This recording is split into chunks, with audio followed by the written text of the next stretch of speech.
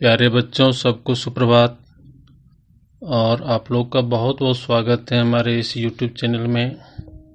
हम लोग अभी अव्यय का पाठ पढ़ रहे हैं और उसी क्रम में ये अव्यय का एक भेद आपके सामने है और इसका नाम है विस्मयादि बोधक अव्यय।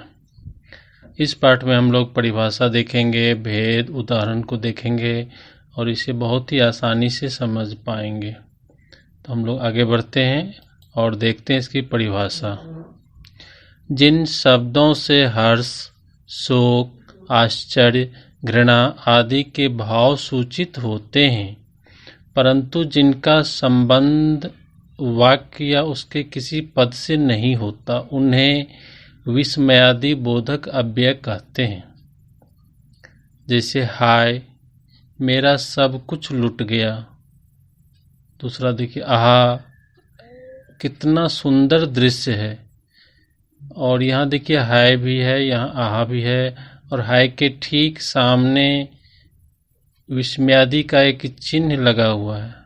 ये चिन्ह का लगना बहुत ही जरूरी है, ये इसकी पहचान है। जिस शब्द के आगे विस्मयादि का चिन्ह होता है वही विस्मयादि बोधक शब्द होता है, और जहाँ नहीं होता है वहाँ वो विस्मयादि का शब्द नहीं होगा। जैसे नीचे में आहा के भी आगे में एक विस्मयादि का चिन्ह है, तो ये विस्मयादि बोधक शब्द हुआ। तो इन दोनों शब्दों का हाय और आहा का ये इस मुख्य वाक्य से किसी प्रकार का संबंध नहीं होता है, ये इसका अंग नहीं होता, इसके परिवार का सदस्य नहीं होता है। मेरा सब कुछ लुट गया एक संपूर्ण वाक्य है, और कितना सुंदर दृश्य है ये भी एक संपूर्ण वाक्य है। और इसमें हम लोग विस्मय पैदा करने के लिए, हर्ष, शोक, आश्चर्य, घृणा आदि के भाव उत्पन्न करने के लिए इन शब्दों को जोड़ते हैं। तो अब आप लोग इसको समझ गए होंगे। तो हम लोग इसके बाद देखते हैं कि विस्मयादि बोधक अव्यय के भेद कितने होते हैं। तो यहाँ पर आप लोग को इसके 10 भेद दिख रहे होंगे, और किसी किसी पुस्तक में 6, 7, 8 भेद भी दिखाई पड़ते हैं, किसी में 10 से ज़्यादा भी दिखाई पड़ रहे थे। तो मैंने यहाँ 10 भेद लिया है। तो देखिए, पहला है हर्ष बोधक, दूसरा शोक बोधक, तीसरा आश्चर्य बोधक, चौथा अनुमोदन बोधक, पांचवा तिरस्कार बोधक, छठा स्वीकृति बोधक, सातवां संबोधन बोधक, आठवां भय बोधक, और नौवां है क्रोध बोधक, और अंतिम 10वां है चेतावनी बोधक। अब इसको हम लोग बारी बारी से समझने का प्रयास करते हैं, बहुत आसान है। ये देखिए, पहला हर्ष बोधक को देखते हैं। जिन शब्दों से हर्ष का बोध हो उन्हें हर्ष बोधक विस्मयादि बोधक अव्यय कहते हैं। जैसे वाह वाह, धन्य धन्य, आहा, शाबाश, बहुत अच्छा, ओहो, और क्या खूब। हम लोग 2 उदाहरण जो है देख रहे हैं इसमें, ये आहा से और दूसरा शाबाश से। देखिए, आहा से हम लोग जो बनाते हैं वाक्य, आहा, कितना अच्छा मौसम है, शाबाश, तुमने बहुत अच्छा खेला। यहाँ पर भी देख रहे हैं, आहा के बाद एक आपको चिन्ह दिखाई पड़ रहा है और शाबाश के बाद भी एक चिन्ह दिखाई पड़ रहा है। आप लोगों को मैंने पहले ही बताया कि बहुत ज़रूरी है, हमें इसी से पता चलता है कि ये विस्मयादि बोधक अव्यय का शब्द है। तो ये हो गया हर्ष बोधक विस्मयादि बोधक अव्यय। और अब दूसरा भेद देखिए, यह शोक बोधक। जिन शब्दों से शोक या दुख का बोध होता है उन्हें शोक बोधक विस्मयादि बोधक अव्यय कहते हैं। जैसे हाय, आह, हा हा, त्राही त्राही, उफ, उह, हे राम, ओह, हा, इस तरह के शब्द इसमें आते हैं। आपको यहाँ भी 2 उदाहरण में जो है दे रहा हूँ। हाय, कोरोना ने कोहराम मचा रखा है। उफ, कितनी गर्मी है। यहाँ देखिए एक शोक का जो है माहौल है।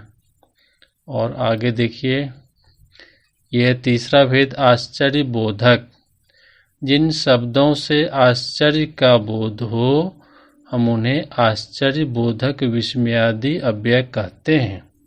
जैसे ओहो, ओह, ओहो, हैं, और उसके बाद क्या, और देखिए अरे, हैं।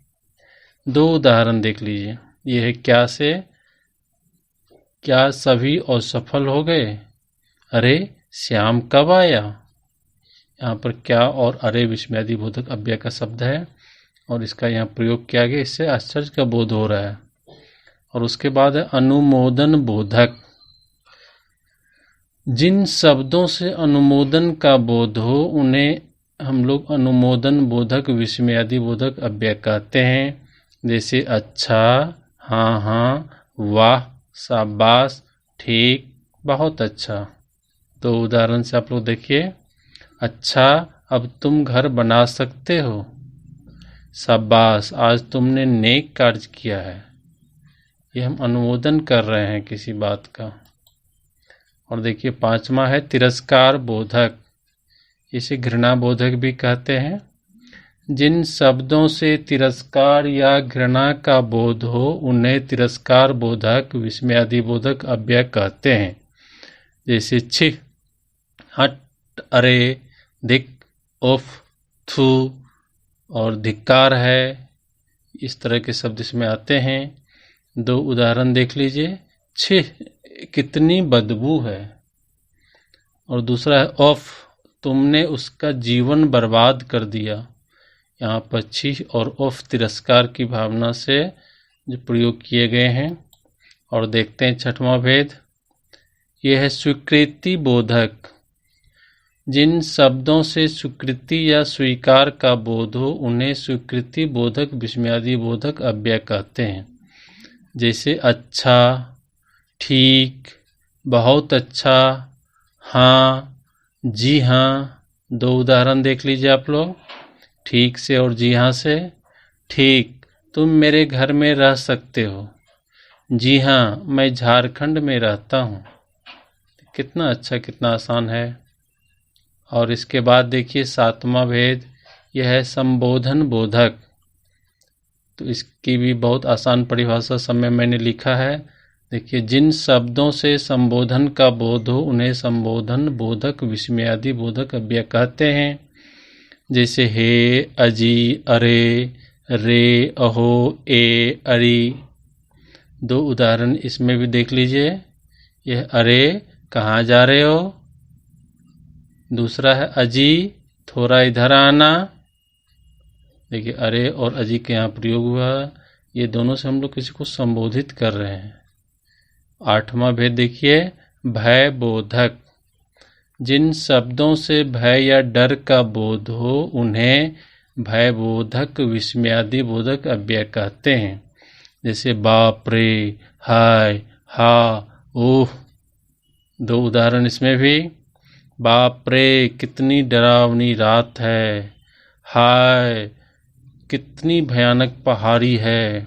इन दोनों शब्दों को इस वाक्य में जब मैंने प्रयोग किया तो लगा कि ये भय उत्पन्न करा या डर का बोध करा रहा है, इसलिए इन्हें हम लोग भय बोधक विस्मयादिबोधक अव्यय कहते हैं।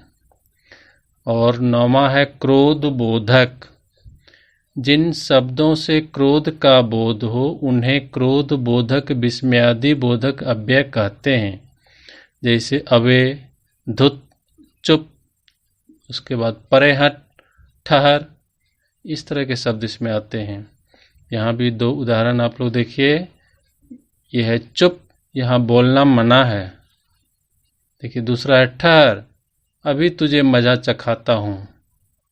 यहाँ पर चुप और ठहर से लगता है कि बोलने वाला व्यक्ति बहुत क्रोध में है। और देखिए अंतिम भेद है चेतावनी बोधक। जिन शब्दों से चेतावनी का बोध हो उन्हें चेतावनी बोधक विस्मयादिबोधक अव्यय कहते हैं। जैसे बच्चों, होशियार, अरे हटो। दो उदाहरण इसमें भी। बच्चों, सामने से तेज रफ्तार बस आ रही है। और दूसरा है होशियार, हमेशा मास्क लगाकर ही बाहर निकले, नहीं तो एक बहुत भयंकर बीमारी है, उसका होने का डर है। बहुत तेजी से फैलता है ये बीमारी, इसका सबसे अच्छा है बच के रहिए। और ये जो है देख लीजिए, कभी कभी संज्ञा, सर्वनाम, क्रिया और वाक्यांश तक विस्मयादि बोधक का कार्य करते हैं। हम देखिए संज्ञा से हम लोग देख लेते हैं। राम राम, यहाँ पर राम शब्द संज्ञा का शब्द है। बाप रे, यहाँ पर बाप एक संज्ञा का शब्द है, जातिवाचक संज्ञा है। राम राम में राम जो है कौन सा संज्ञा बच्चों? व्यक्तिवाचक संज्ञा। और ये देखिए सर्वनाम के शब्द भी आपको विस्मयादि बोधक का कार्य करते हैं। कौन, क्या, आप। हमने किसी को अचानक देखा और पूछ दिया आप। और इसमें जो है क्या कहते हैं, जो हम लोग लिखते हैं उसके बाद एक विस्मयादि का चिन्ह जरूर लगाते हैं। आप लोग देखिए सब में लगा हुआ है। और देखिए विशेषण से भी कुछ आपको विस्मयादि बोधक की तरह हम लोग ले सकते हैं कार्य। सुंदर, बहुत अच्छे।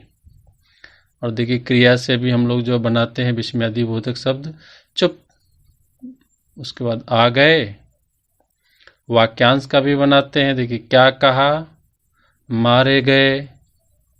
और एक चीज आपने इसमें देखा होगा कि इन सभी विस्मयादि बोधक शब्दों का प्रयोग वाक्य के शुरू में ही होता है, बीच में या अंत में नहीं होता है। सब में एकदम शुरू में होता है और एक विस्मयादि का चिन्ह लगा रहता है। और जब ऐसा रहे तभी हम लोग इसको विस्मयादि बोधक अव्यय कह सकते हैं।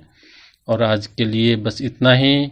और मुझे पूर्ण विश्वास है कि आपने बहुत ध्यान से इसे देखा सुना होगा, और इसके लिए मैं आपको बहुत बहुत धन्यवाद देता हूँ।